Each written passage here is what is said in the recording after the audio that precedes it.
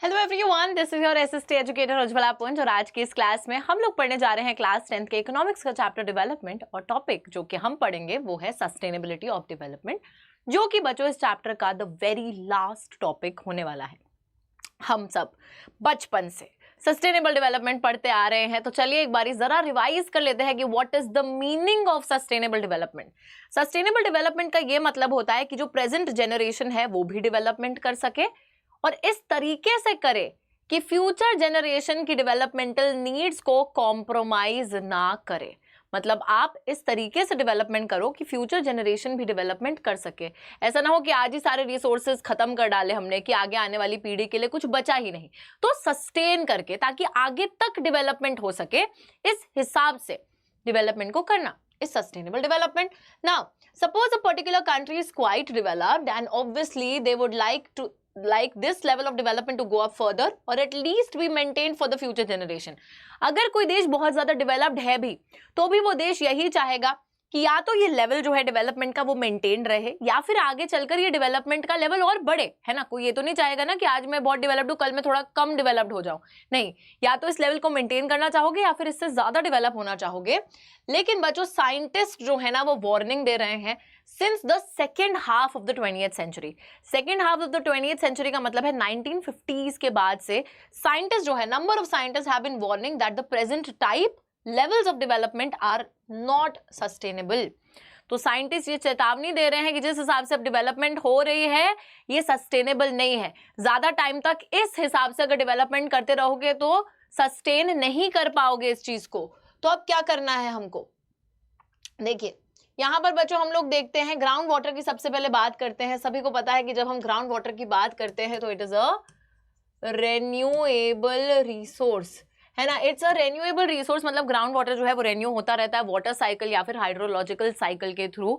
आप लोगों ने बचपन में भी पढ़ रखा है। तो फिर जब ये रेन्यूएबल है तो फिर इसको बचाने की जरूरत क्यों आ गई, चलिए देखते हैं।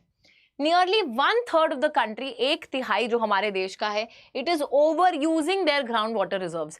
हमारे ग्राउंड वाटर रिजर्व जितना भी मौजूद है उसको 1/3 हिस्सा जो हमारे देश का है वो उसको जरूरत से ज्यादा इस्तेमाल कर रहा है। Groundwater overuse particularly found in the agriculturally prosperous regions, hard rock plateau areas of central South India, some coastal areas and the rapidly growing urban settlements.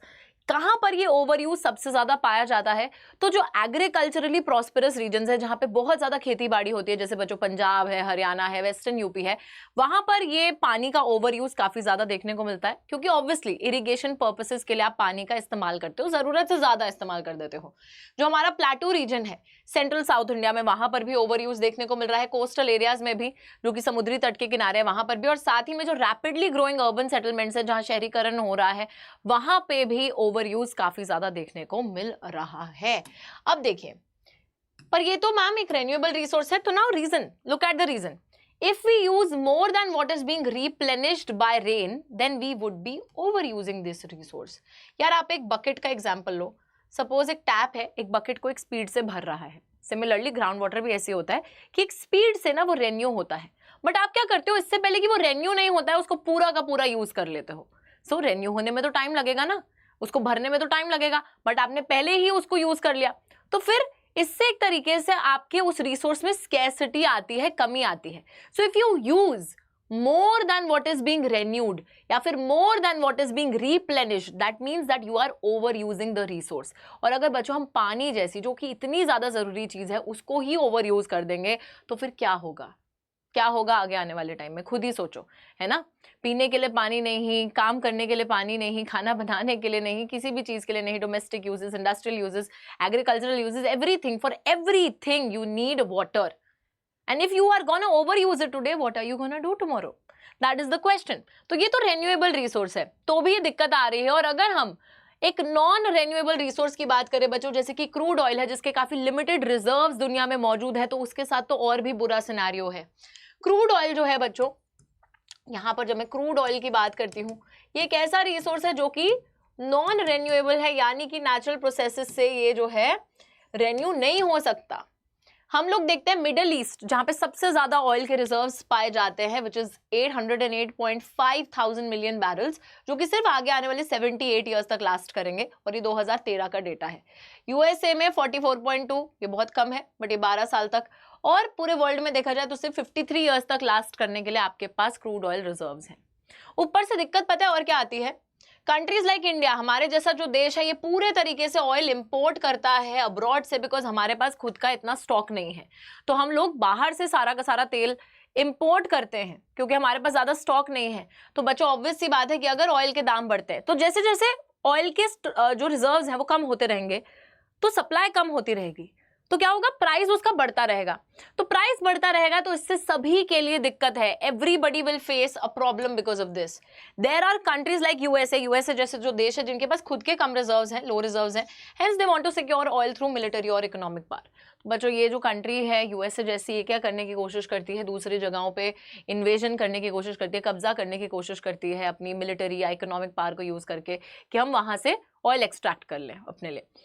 कल को ये भी चीज ठीक नहीं है ना, कितने कब्जा करते रहोगे क्या, यही सब लड़ाइयां लड़ते रहोगे ऑयल के चक्कर में। सो दैट इज वाई बच्चों, चाहे रेन्यूएबल है चाहे नॉन रेन्यूएबल रिसोर्स, हर टाइप का रिसोर्स हमारे लिए काफी ज्यादा इंपॉर्टेंट है। तो जिस हिसाब से हम उसे यूज करें वो सस्टेनेबल होना चाहिए कि आगे आने वाली जनरेशंस भी उसे इस्तेमाल कर पाएं, ये नहीं कि उसे आज ही आज खत्म कर देना है।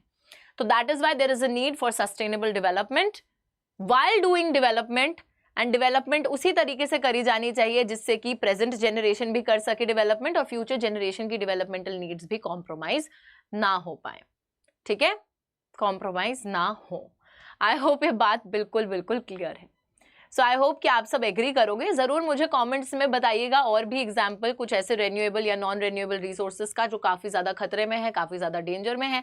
और बच्चों ये हम सभी की ही रिस्पॉन्सिबिलिटी बनती है कि हम इन सारे रिसोर्सेज को अपने दम से जितना भी हो सकता है इनको सेव करके रखें, इनको बचा कर रखें।